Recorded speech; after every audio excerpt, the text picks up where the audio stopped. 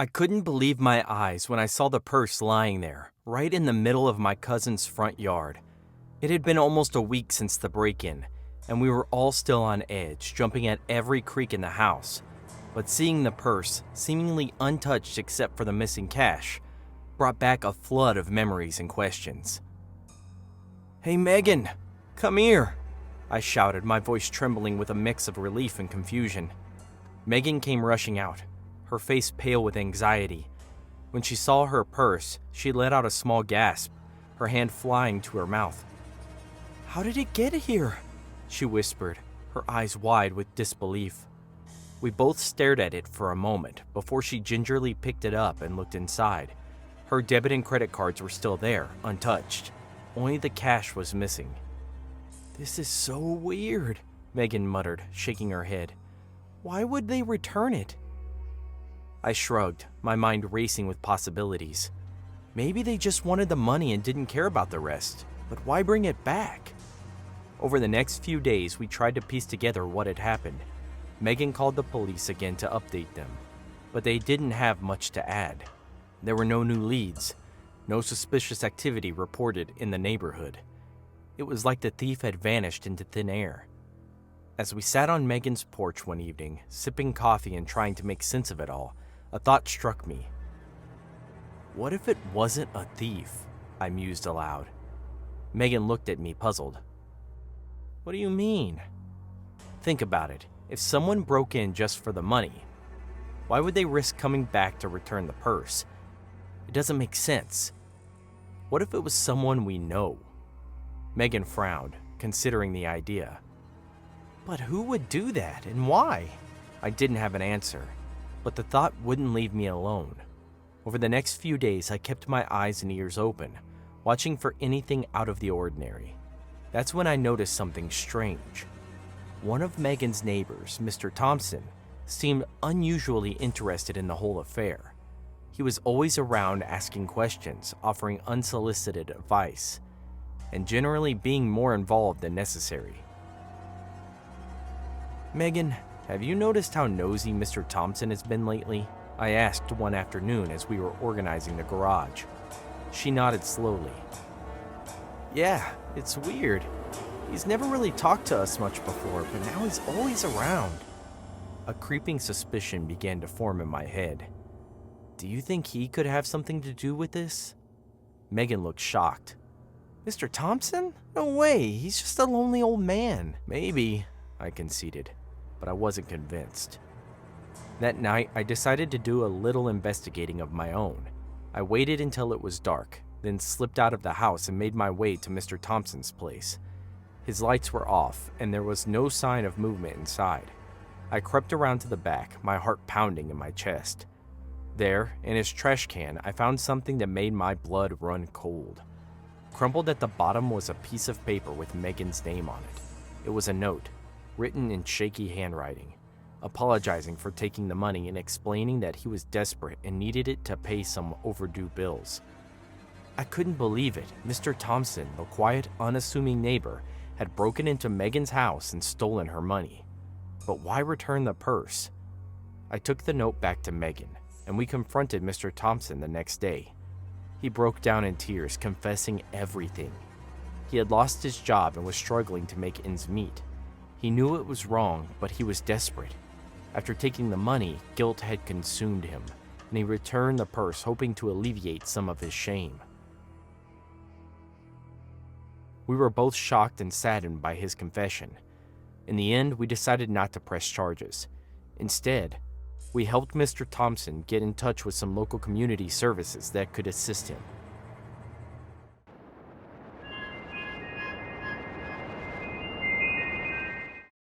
I never thought that a knock on the door could change everything, but that morning, it did.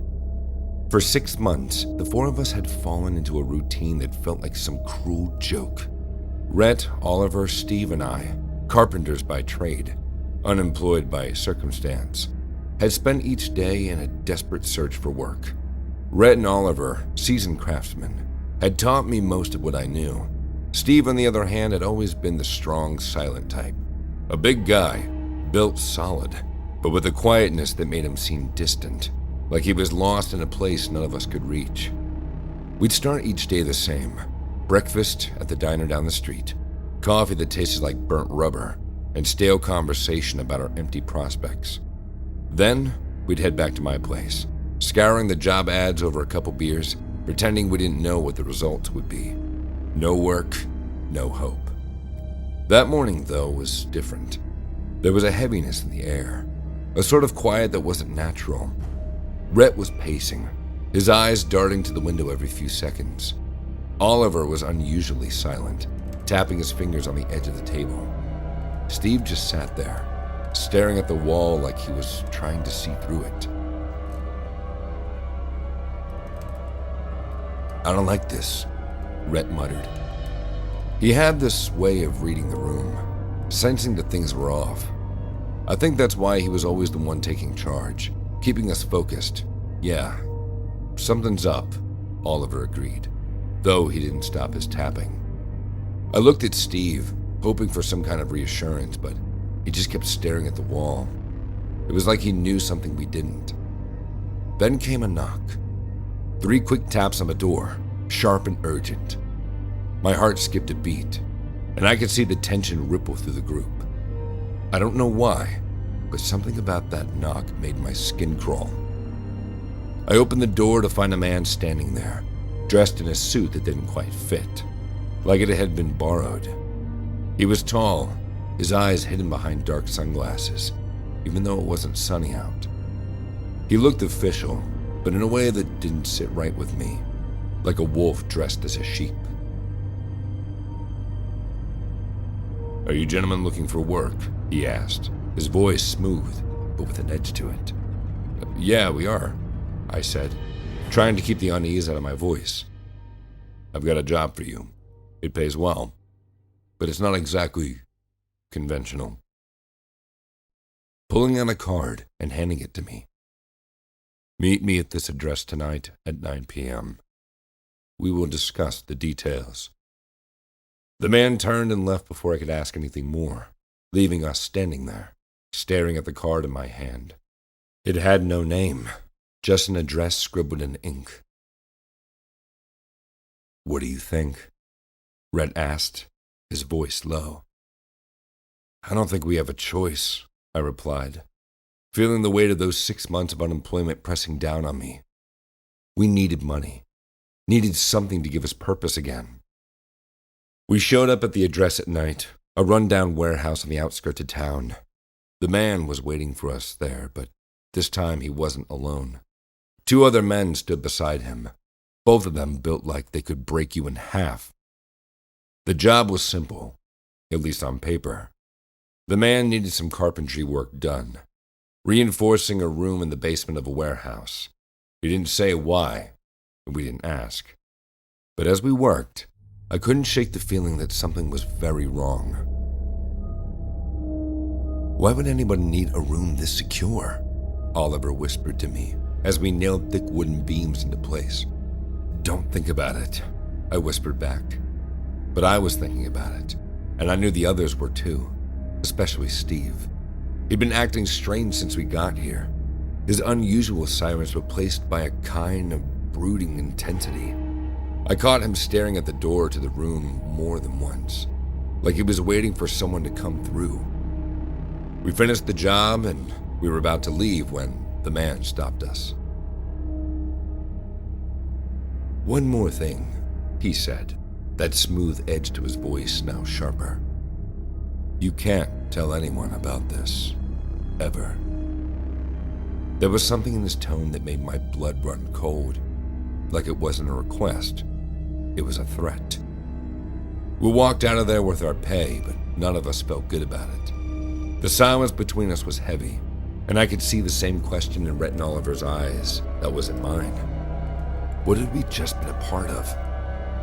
The next day, Steve was gone, disappeared without a word, without a trace. We tried calling him. We went by his place, but it's like he vanished into thin air. A few days later, we saw the news. A body had been found in the river, beaten beyond recognition. They didn't say it was Steve, but I knew. We all did. I couldn't stop thinking about that room we built, the man's cold eyes, and Steve's haunted silence. Months passed and we tried to move on, but the past has a way of catching up. One night, I got another knock on the door, but this time it was Rhett. "I found something," he said, holding out a worn notebook. It was Steve's notebook. Inside were notes scribbled about the job, the man, and something else. Something about a hidden compartment in the room. We went back to the warehouse, just Rhett and me. I wasn't sure what we were looking for, but we had to know. We found the compartment, just like Steve had written. Inside, there was cash, a lot of it. But there was also a letter. It was from Steve. He knew. He knew what the room was for, what it was hiding. And he knew that the man wasn't going to just let us walk away. But Steve had a plan.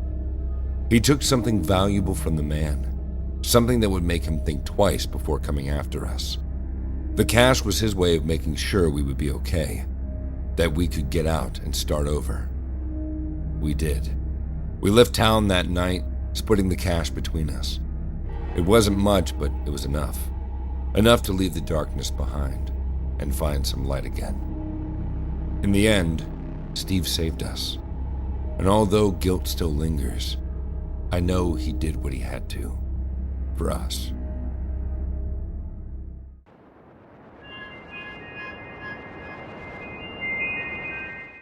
I remember that day clearly, as if it had happened just yesterday.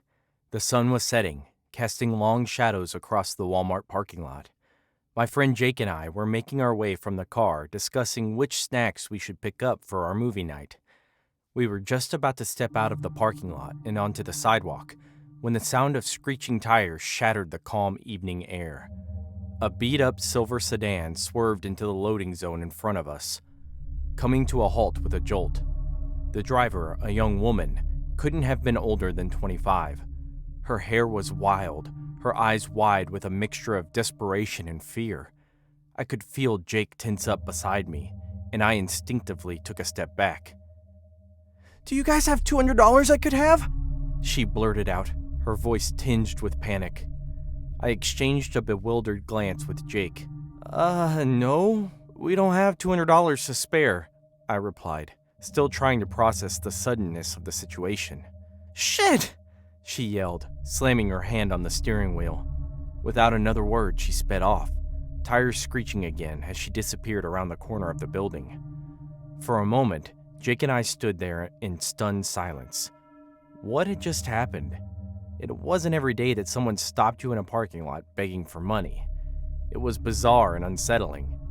We shrugged it off eventually, attributing it to one of the countless weird encounters one might have in a Walmart parking lot, and continued our evening as planned. A few days later, the incident was still nagging at the back of my mind. I mentioned it to my neighbor, Miss Delaney, while helping her carry groceries to her door. Her eyes widened as I recounted the story. "You haven't heard?" she said, lowering her voice. "There's been a string of strange robberies around town. People get approached for money, and if they refuse, their cars get broken into later." I felt a chill run down my spine. Was this related? Could that young woman have been part of something bigger? I decided to look into it further. That night, Jake and I sat down with our laptops, scouring local news sites and community forums. Sure enough, there were reports of a young woman matching the description we had seen. But it wasn't just her. She was part of a duo, working with an accomplice who would target the people who refused to give them money. "I can't believe this," Jake muttered, shaking his head. "We could have been their next targets." The next morning, we decided to drive back to the Walmart. Something about returning to the scene felt important, like we might find answers there. As we parked, I noticed a security guard patrolling the lot. Jake and I approached him, sharing our story and suspicions. He sighed, nodding knowingly. "You're not the first ones to tell me this. We've been on high alert. The police are involved, but these kids are slippery. They know how to disappear quickly." Just as we were about to leave, I spotted the silver sedan, partially hidden behind a row of carts. I nudged Jake, and we cautiously approached, the security guard following behind us. The car was empty, but it looked abandoned. As we peered inside, I noticed something tucked under the passenger seat, a small black duffel bag. The security guard called the police, and they arrived within minutes. The bag was filled with stolen items, wallets, purses, even a few pieces of jewelry. It was clear that this was their stash, hidden in plain sight. As the officer secured the area, Jake and I shared a look of relief mixed with unease. We had stumbled onto something much bigger than we had anticipated. Later that evening, back at my apartment, I couldn't shake the feeling of lingering tension. The young woman's desperate face kept flashing in my mind. What had driven her to this life? Desperation? Coercion? The next day, the news reported that the police had arrested the woman and her accomplice, thanks to an anonymous tip. I felt a strange mix of emotions, relief that it was over, and a sense of sadness for those caught in such desperate circumstances. As I sat on the couch, Jake handed me a soda, and we turned on the TV. The movie was just starting, but my mind was elsewhere. That parking lot encounter had changed something in me. It made me realize how close we all are to the edge, how a single moment can shift the trajectory of our lives. Jake nudged me.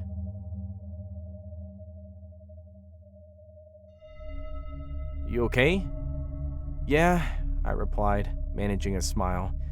"Just thinking. Life's crazy, isn't it?" He laughed. "You can say that again. Now pass the popcorn."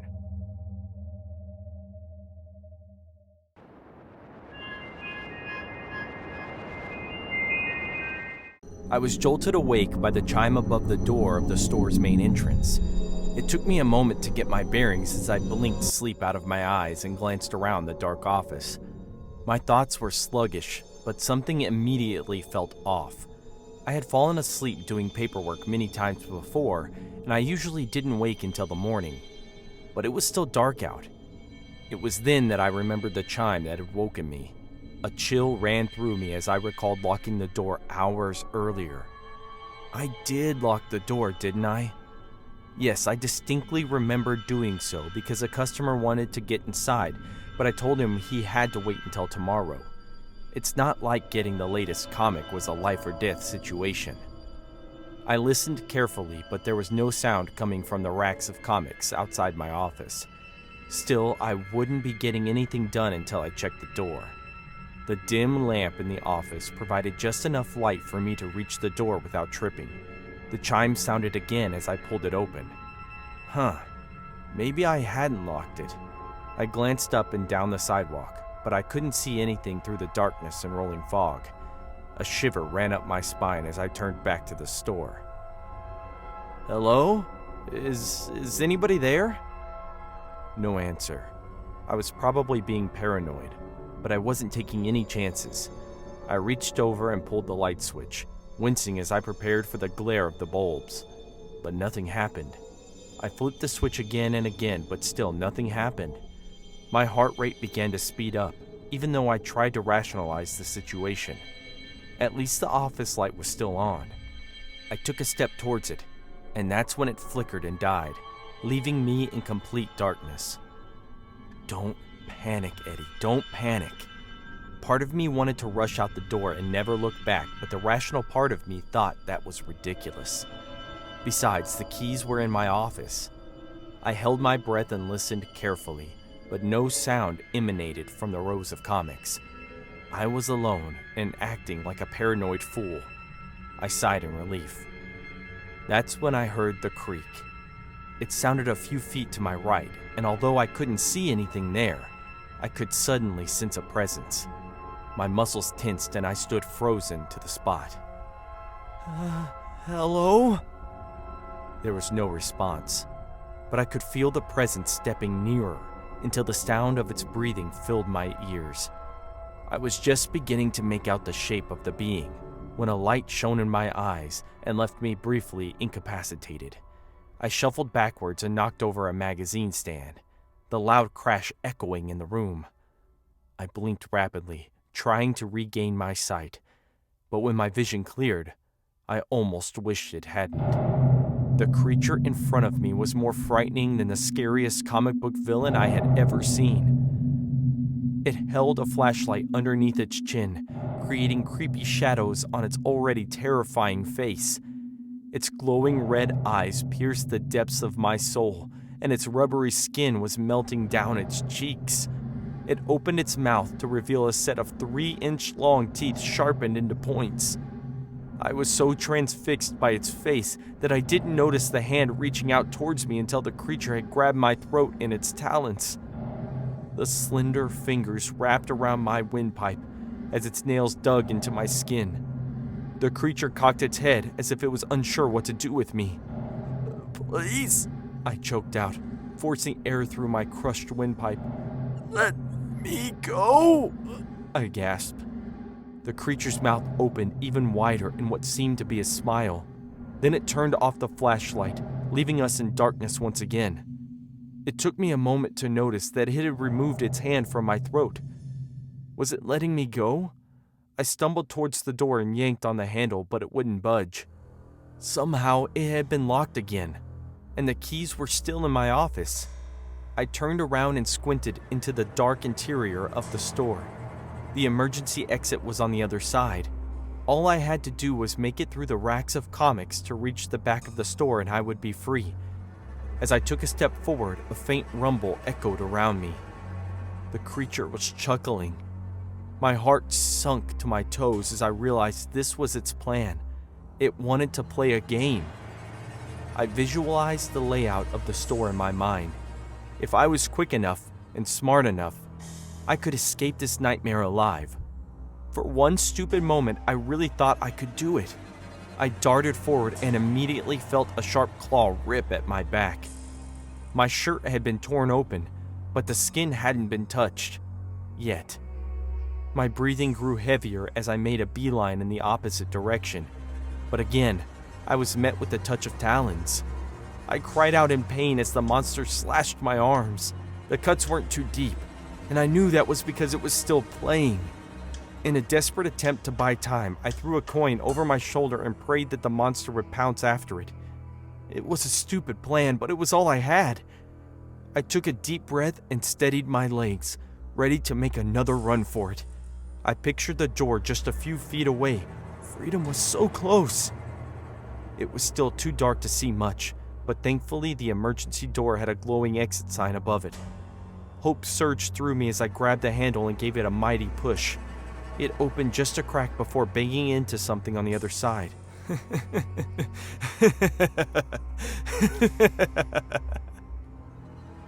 The monster had blocked me in.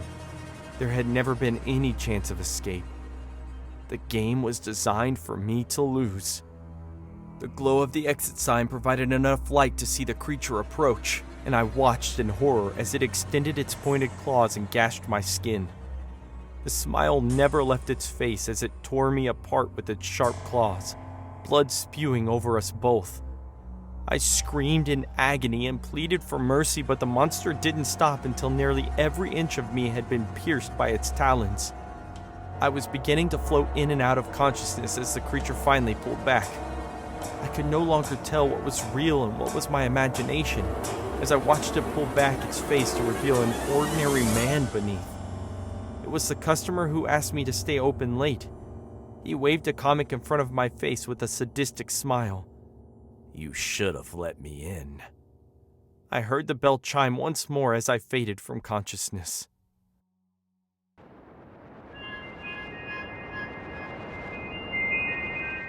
It started with a text message. One random evening, as I was lazily scrolling through my phone, a notification popped up. "Hey, how are you feeling today?" the message read. It was from an unknown number. Normally, I would ignore such texts, but something made me respond. "I think you have the wrong number." The reply came almost instantly.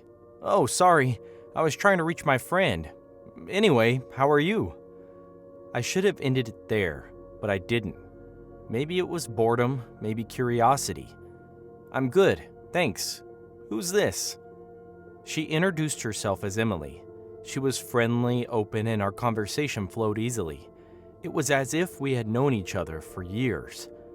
We talked about our favorite movies, music, and even shared some personal anecdotes. One thing led to another, and we ended up chatting for hours.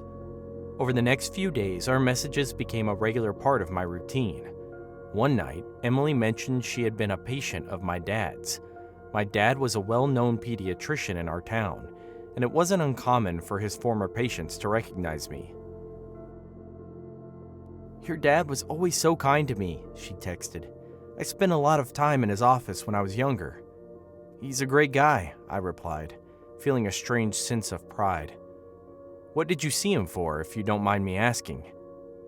There was a long pause before the reply. "I had some issues growing up, mental health stuff." I felt a pang of sympathy. "I'm sorry to hear that. I hope things are better now." "They are," she responded, but there was something about her tone that felt off. As weeks passed, our conversations took a darker turn. Emily started sharing more about her troubled past. She talked about the bad household she grew up in and the torment she endured. I felt an increasing sense of obligation to be there for her. I tried to provide comfort, but there was always a shadow of something sinister in her words. One evening, Emily sent a chilling message. "Do you believe in fate?" "I guess so. Why?" "Because I think it's fate that we met."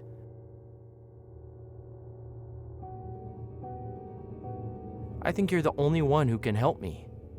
The message sent a shiver down my spine. "What do you mean?" "I need you to understand what I went through. I need you to feel my pain." Her words were unsettling. "Emily, maybe you should talk to a professional about this." "No, I need you," she insisted. "Meet me at the old park tomorrow night." Against my better judgment, I agreed. Curiosity and a twisted sense of duty drove me to the park at the designated time.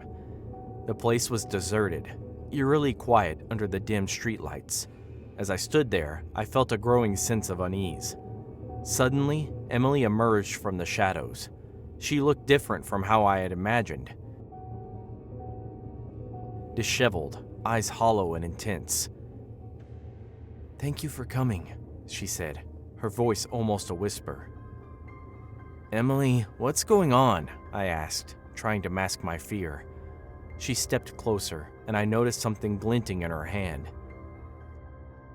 "You need to understand," she said, her voice now trembling. "You need to feel what I felt."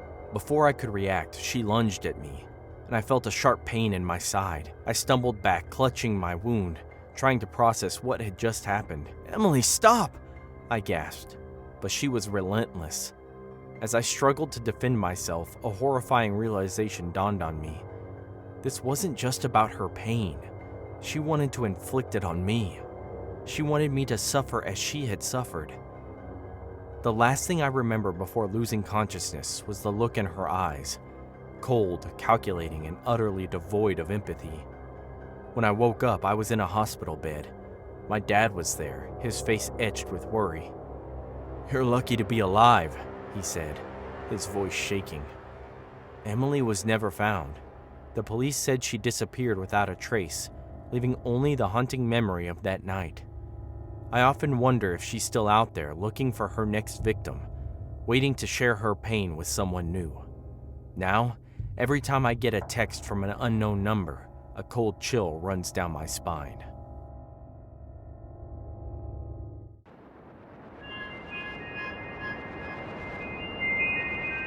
My name is Eddie, and I've lived in Thailand for the last 3 years. Living abroad isn't always easy, but I've really built a life for myself here. I have a great friend group of both locals and expats, and I love my teaching job. I grew up in rural America, and I never really felt comfortable there. As a gay kid growing up in a rural town, I had to deal with some small-minded people. I was bullied a lot, and as soon as I graduated high school, I was out of there. I haven't looked back since. Last month, I was checking my Facebook for the first time in a while, and I noticed a private message from someone that I hadn't thought about in years. His name was Tommy, and he was the main reason my childhood was so awful. He made my life miserable. He'd call me names and beat me up on a near daily basis. It got so bad that I almost didn't graduate because I was missing so much school. It honestly took me years to get over the anxiety and self-hatred that Tommy caused. I hadn't thought about him in years, mostly because it was too painful. When I saw that he'd messaged me, I felt physically sick. I stared at my laptop for about an hour before I had the courage to read the message. When I opened it though, I was shocked to see that he'd written me an apology. It was pages and pages long. He listed off a bunch of stuff he had done to me back in high school, including things that I honestly didn't even remember. He explained that he was closeted back then, that he'd been so terrible to me because he was jealous that I could live my life openly, and he asked me to forgive him. I thought for a long time about how I should respond. I considered just ignoring it because I didn't owe him anything. But eventually, I wrote a single sentence. "Thanks for letting me know." That was it. I figured that sending something so short would show him that I appreciated the message, but that I didn't ever want to hear from him again. He responded right away, thanking me for writing back, and then he started asking me about my life in Thailand. It kind of creeped me out to know that my high school bully knew where I lived now. I wrote that it was great, and that's when we started having a conversation. He started by asking me generic questions about my life, but as we kept messaging, things got more personal. He seemed to be genuinely interested in my teaching career, and he asked me all sorts of stuff about my travels. I love teaching and traveling more than anything, so I answered his questions. This went on for over an hour, and slowly I realized that maybe he'd changed. Maybe he wasn't the monster that he used to be. Then the conversation took a dark turn. We were talking about how easy it is to travel around in Thailand, and he said, "It must help that you live so close to a subway station." That's when I realized that something was wrong. How did he know that I lived near a subway station? I'd never mentioned it. I told him that I had to go, and he said that he'd talk to me later.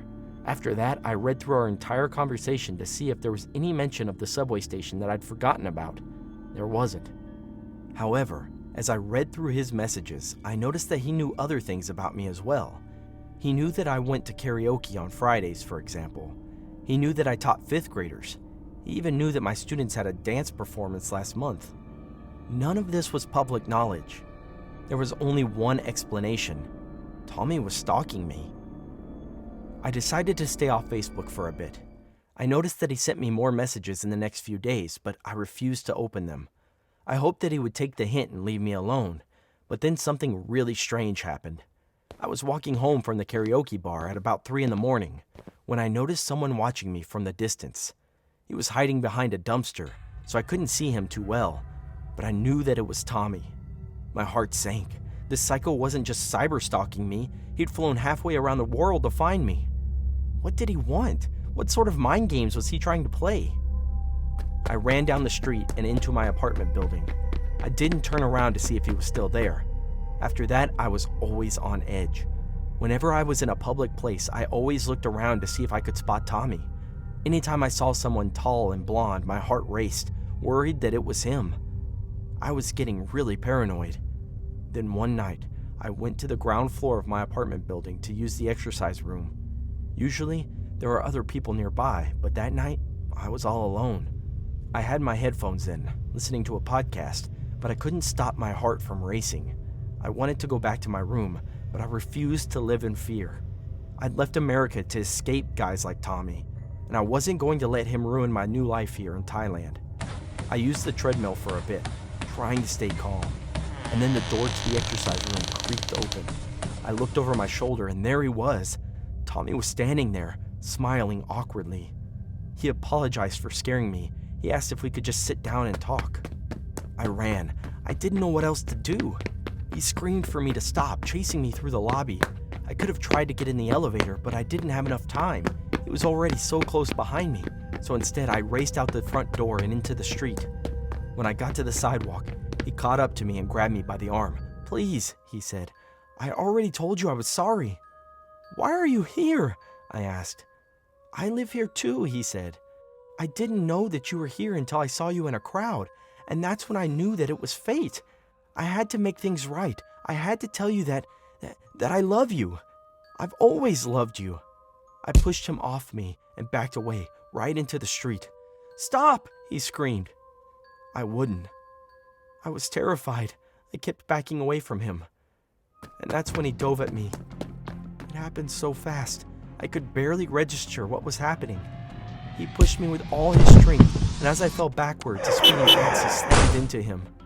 He wasn't attacking me after all. He was saving me from getting hit by a car. I jumped up, bruised but otherwise okay. I walked over to Tommy, who was bleeding on the asphalt. He looked up at me and tried to say something, but then he passed out. Tommy's still in the hospital now. I hope he's okay. I know he's a crazy stalker, but he still saved my life. I'm not sure if I'm going to visit him there, but if I do, I'll thank him for saving me, and I'll tell him to leave me alone forever.